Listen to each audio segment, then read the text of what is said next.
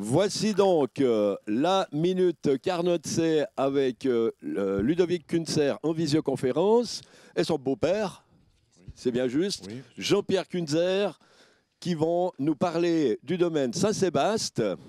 Je te laisse présenter le domaine déjà. Oui, volontiers. Bonjour à tous. Le domaine Saint-Sébastien est un domaine viticole de 19 hectares qui se situe de Cortaillot au Lindran.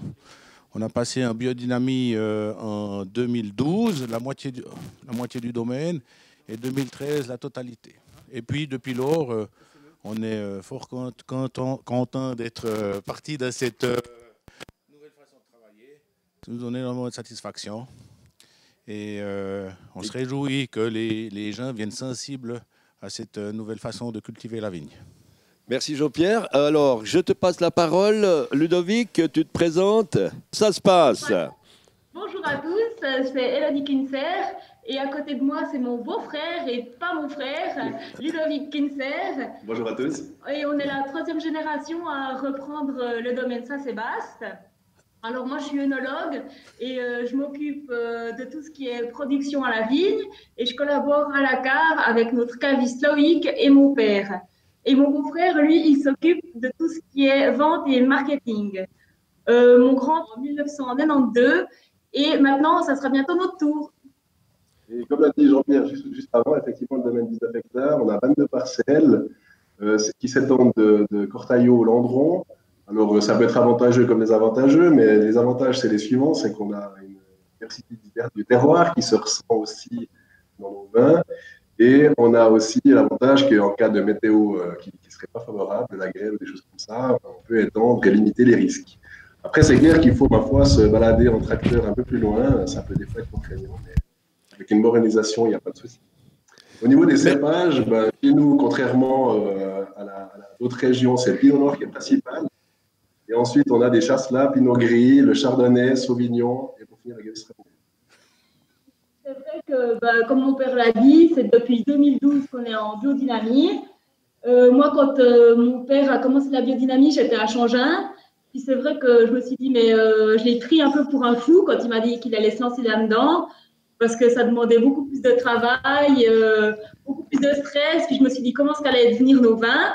Et puis maintenant, au final, pour rien au monde, je reviendrai en arrière. On a quand même, nos vins, ils ont une meilleure structure, plus de complexité, une plus grande aromatique. Bon, d'accord, ça nous donne un peu plus de travail à la vigne, par exemple, pour maîtriser l'herbe. Mais ce qu'on en ressort au final, ça n'a pas de prix. Ben, magnifique. Vas-y, tu veux parler un petit peu de la biodynamie, vas-y. Oui, justement, la biodynamie, elle rejoint parfaitement nos valeurs, puisque c'est la convivialité, le respect de la nature et l'authenticité. Cette biodynamie, elle permet justement encore d'accentuer l'authenticité.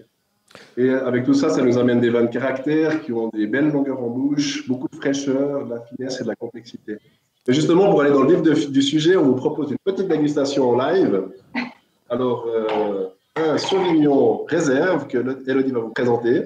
Oui, c'est un Sauvignon réserve 2017. La parcelle se trouve sur un terroir à Cressier.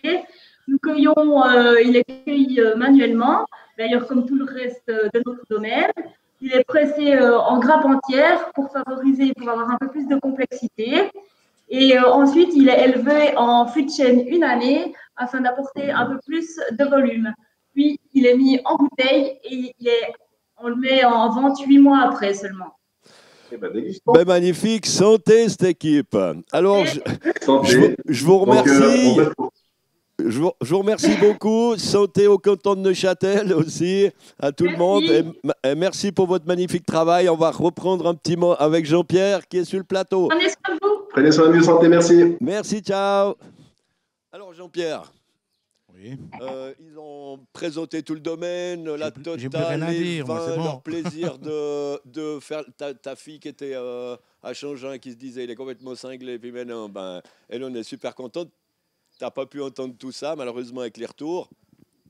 Donc, maintenant, moi, je te poserai plutôt une petite question sur... Tu as une bouteille de rosé devant toi, quoi. Ah non, c'est de l'œil de perdrix. Qu'est-ce que ça représente dans ce canton de Neuchâtel, cet œil de perdrix, et puis pour le domaine Saint-Sébaste? Alors, l'œil de perdrix sur Neuchâtel a une longue tradition. C'est un des meilleurs rosés de Suisse, aussi le plus cher, si on veut bien. Et puis, les gens ont adoré ce vin qui peut passer avec plusieurs choses. Souvent, je dirais plutôt chez les anciens, quand ils ne savaient pas trop quoi boire, entre un blanc et puis un rouge, avec ce qu'ils mangeaient, ils disaient « Ah bon, on prend un œil de perdrix, ça va faire la rue Michel, voilà. » Et puis maintenant, on remarque qu'il y a une tendance, un changement un peu. L'œil de perdrix, c'est aussi une clientèle plus jeune qui le consomme. Ils ont des attentes, des exigences. Il faut que ça soit dynamique. Il faut aussi, on avait l'habitude plutôt des œils de perdrix un peu plus foncés au domaine. Et puis maintenant, la tendance est sur des œils de perdrix un peu moins macérés. Ouais. Alors, il faut suivre un petit peu je ne veux pas dire la mode, mais faut s'adapter. D'ailleurs, c'est relativement plus facile parce que ça demande moins de cuvage si on veut quelque chose de plus léger en couleur. Magnifique. Encore un tout petit mot, parce qu'on arrive au bout de l'émission, un tout petit mot sur le non filtré, qui est une spécialité neuchâteloise qu'on ne peut pas ne pas aborder. Oui, alors le non filtré, il est sorti, oui, je pense, enfin, tout entre 30 ans, je ne veux pas dire de trop de bêtises, mais il sort le 3e mercredi de janvier. Et puis, c'est un vin blanc qui est jeune, vif, et puis ses lits sont en suspension. Pour ça qu'il est trouble. Mais au bout de 15 jours dans la bouteille, si la bouteille est couchée ou si elle est debout, toute la lie se dépose au fond. Et on doit absolument remuer un petit peu le vin pour que la lie revienne en suspension. Sinon, le premier, il a du vin filtré. Puis le deuxième, on croit qu'il a de l'absinthe. Le dernier, on croit qu'il a de l'absinthe. Alors, ce n'est pas terrible. Il faut vraiment remuer cette lie. C'est un vin qui se conserve bien. Beaucoup de personnes pensent qu'il faut le boire de sa jeunesse. Mais avec les lits et tout, on peut le garder plusieurs années. Mais après ça, il ne faut pas remuer au bout de 5 ans les lits. Il faut le décanter et le servir comme ça. Alors, merci beaucoup Jean-Pierre. Juste, tu as dit, ça ressemble à de l'absinthe. C'est pas terrible. C'est pas ça que tu voulais pas dire, que l'absinthe n'était pas terrible. J'ai bien compris, c'est que c'est simplement trouble. L'absinthe étant produit phare aussi, un des grands produits phares de votre canton. Donc, ça pouvait être mal compris. Mais ouais, non. L'absinthe, c'est bon. C'est une tradition de chez vous et du canton de Vaud aussi, en partie. Merci beaucoup, Jean-Pierre. Et puis maintenant, on va passer à la partie Biovino. À tout de suite.